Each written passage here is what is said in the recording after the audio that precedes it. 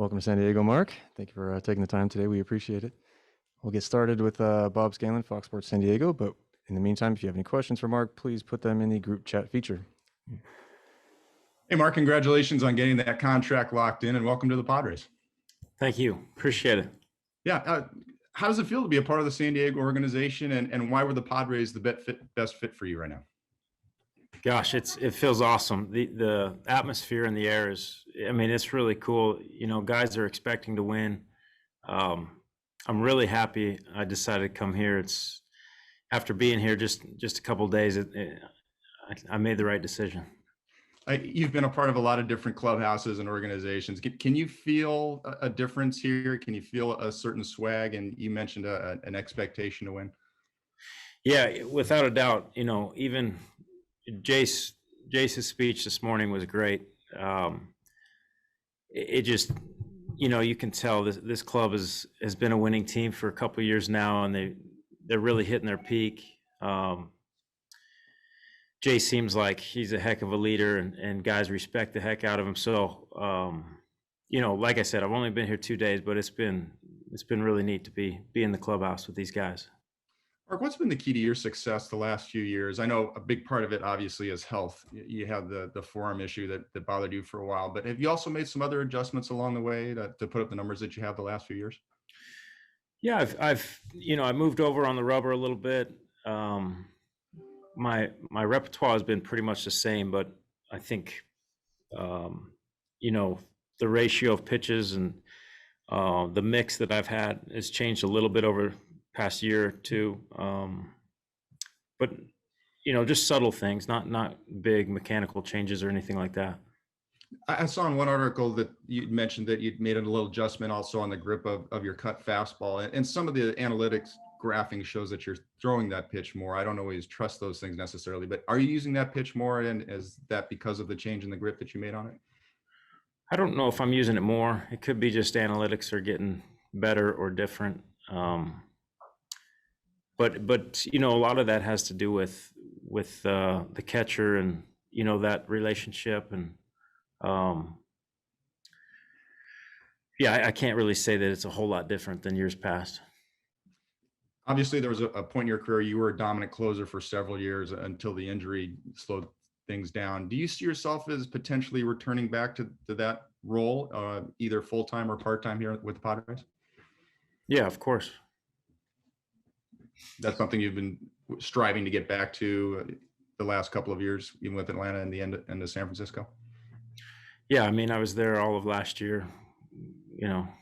We went to NLCS and we had a great year. So looking forward to doing that again this year. Thanks, Mark. Good to have you on board. Thank you. We'll go to Annie Halloran, UT. Hey, Mark, when you made the decision to come here, was it defined to you what role you might have, or is that still being worked out? I think, I think that'll sort itself out. I don't know if there's been a definitive answer on that yet, but we have a really good bullpen, as you guys know, and I'm here to help that. So wherever that fits in. And for most of your career in the majors, the Padres haven't been a winning organization. We haven't heard players talking about wanting to come here like they have this offseason. What was your perception of them throughout your early years in the majors? And when did you kind of start seeing, oh, okay, they're good, and that you might want to, be part of this? Yeah, I think it's always good for the game to see teams kind of turn over. We've seen Tampa do that the last few years, and obviously the Padres the last couple of years. So I've always enjoyed seeing new teams be in the hunt late, and this team is probably the best example of young talent, homegrown talent that has just flourished and kind of made a name for themselves within the organization. So front office has done an excellent job, continue to do an excellent job, and I'm just grateful that I can join and be a part of it. I don't know how much you may or may not know, Tatis, but just you've been in the league for quite a while. When you see a guy get a contract like that or come to terms on a deal like that, what goes through your mind? Holy smokes, that's a lot of money. Are you looking Yeah. forward to playing with him now on the same team? Yeah. Oh, I mean, just playing across from him, his energy is awesome, and you can see how it energizes the team. And from everything I've heard, he's a great guy. He's got his head on his shoulders, and that's why the front office has stepped up and come to terms with him. Thanks, Mark. Appreciate it. Mm-hmm. Next, we'll go to Jeff Sanders. Hey, Mark, I was wondering if you could kind of characterize your market this offseason and at what point the Padres kind of jumped in and became a real option.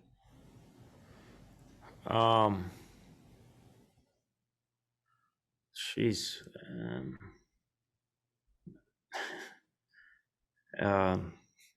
It was wild. It was a little bit different than expected for sure.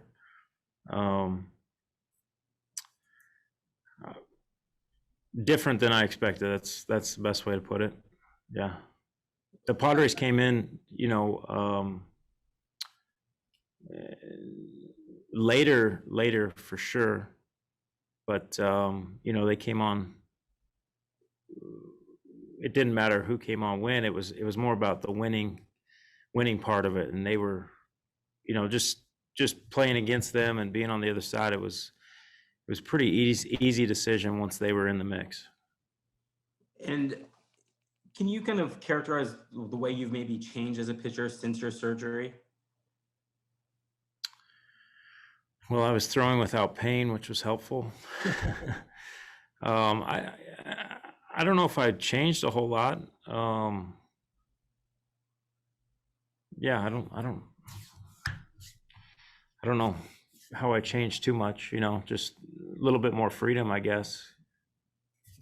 The strikeouts were down last year. Hard contact also down. How do you explain that? And do you think there's still more strikeout in your game than you showed last year in what was a weird season anyway? Yeah, I mean, I don't see that as a red flag. Obviously you'd like to punch out everybody, but in Atlanta, I think we had the best defense in all of baseball. So I knew how good we were behind me, and my motto was to be 3 pitches or less, weak contact, and don't be a hero. You got 8 guys behind you, so allow them to do what they're good at.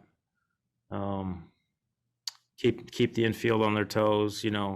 Speed the game up. All those things that are kind of old school, but also allow the team to do well. And sure, I'd like to strike out everybody, like I said, but that's not always realistic. Hitters are good too. So Cool. Thank you. mm-hmm. Next, we'll go to Jorge Camacho. Hi, Mark. Congratulations for this job. Of course, as the team, the goal is the World Series, but what is your personal goal this year? Be a big part of the World Series. Yeah. Okay, and now we remember the last postseason, Braves against the Dodgers, so that or Dodgers become the champions. But now, as a Padres player, it's a very tempting play or win against the Dodgers this series. How you consider this next series, Padres against the Dodgers? Yeah, I think both teams got even better, and both teams were already really good. So it's going to be a fun race. Obviously we're going to respect the Dodgers, and I'm sure they're going to respect us. It's going to be a great division. And, I don't think we can necessarily worry about the Dodgers. We have to do what we can do. And in the end, it'll play out. And last for me, did you have any perspective or opinion about the Padres bullpen before they hired you, or you have it right now? I just know there's really good talent. A lot of guys that throw hard and locate the ball well and have had a lot of success. So other than that, I don't know a ton, and I being on the other side, I haven't invested a whole lot of time in what we have here, but I'm learning quickly and see the talent that we have. Thank you, Mark. Congratulations. Thank you. Back to Bob Scanlon. Hey, Mark, if you don't mind, just to reflect a little bit on your surgery, it seemed like when that happened, it was supposed to be a fairly quick recovery time for you, but then it ended up taking a lot longer. Was there any reason that happened? Was it just circumstance? And what sort of did finally get you over that hump to feeling pain-free? It was a really rare case, you know. I think compartment syndrome is the best way to put it, but there's not too many people that have had it in the past, and it was really hard to diagnose because imaging wasn't showing up. You know, we went to every doctor in the country, it felt like, and nobody really had a definitive answer of what it was. So we just kind of kept delaying it, kind of hoping that it would pass. And finally, you know, Dr. Shin in LA felt like he had a really good beat on it. And to me, it felt like an experimental surgery, but he was right. When we got in there, the muscle was actually it wasn't dead, but it was dying. It was bluish gray, and we had to open up the fascia and let the muscle breathe.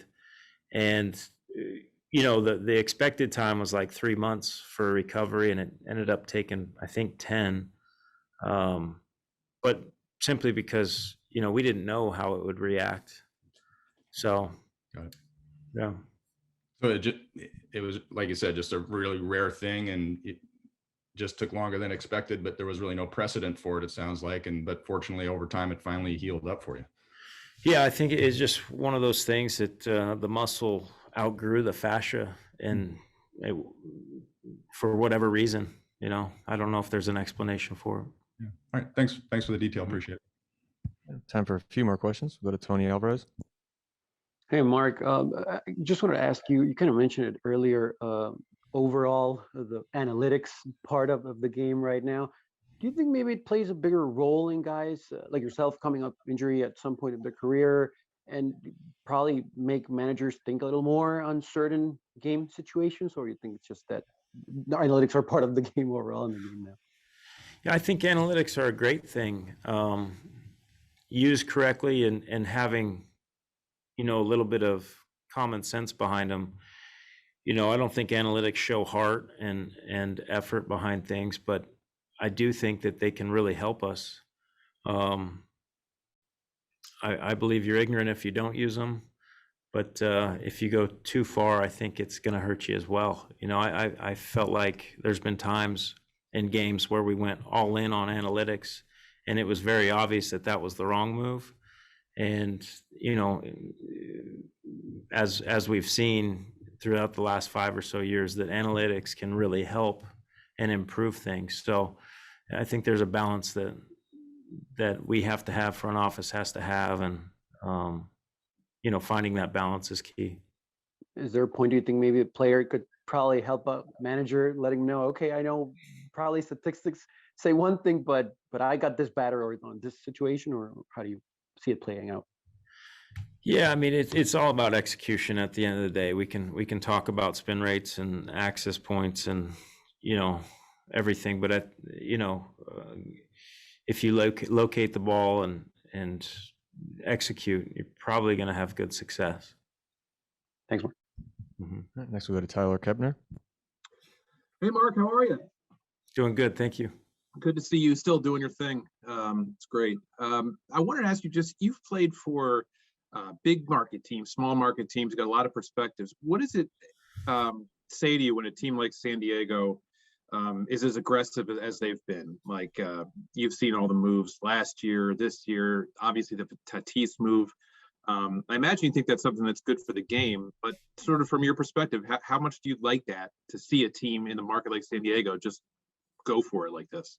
Oh, it's great, because there's so many teams that are doing the opposite. You know, it's sad when there's only 30 teams out there, and, you know, you get a sense that a lot of them don't want to win. So to see San Diego step up and be in a little bit of a smaller market and really go for it is fun and exciting. It's a shame to see big market teams kind of dump, you know. Did you ever wonder when you were in Pittsburgh? I mean, you guys had something special going on there, but couldn't quite get over the top. Nothing against the Pirates, like they did a nice job, but did you ever sort of wonder, like, man, if we could have just pushed forward more? For sure. Yeah, for sure. I mean, and you know, those, when you have a team like we did those 3 years there, if there's ever going to be a small market team that has a chance, you know, you really feel like you got to push the envelope and go for it when you have that window of opportunity. And there's no guarantees, obviously. There's risk there, but as a competitor, you'd like to think that willing to take the chance when that window usually is hard to come by, or, you know, small. So Thanks, man. yeah. All right, we'll finish up with one last question from Annie. Hey, Mark, just one more. What made free agency different than what you expected this year? Well, you know, the timing of everything was later. The dollars were a lot less. And, you know, it just, expectations were definitely different. I'm just fortunate. I found a really good team, a good place, you know, a team that wants to win and is, you know, is showing that. So. Did you get any sense it was like the COVID timing, or was it just, I don't know. Yeah. Did you have any sense of that it was just bad timing? I mean, of course, you know, that's a great excuse and great, you know, billion-dollar organizations, and they got a 1 or 2 year cash flow problem. So I don't know how good of a excuse it is, but I understand. I'm a business owner too, and I understand that stuff. But, you know, I'm just a competitor, I guess, and not to say that you have to push all your cards in, but you know, a team like San Diego that's doing it, and that's a big reason why I chose here, is because they do want to win. Yeah, I appreciate that honesty, because that's understandable, that frustration. Craig's going to kill me, but what's your business? What business do you own? I own an artificial turf installation company. No way. That's awesome. Yeah. All over the country, or just in a certain spot, or? Mainly in Florida now. Okay. So. Okay. A lot of business, I'm sure. So. Yeah. Thanks, Mark. Thank you. All right. Thank you very much, Mark. Appreciate it.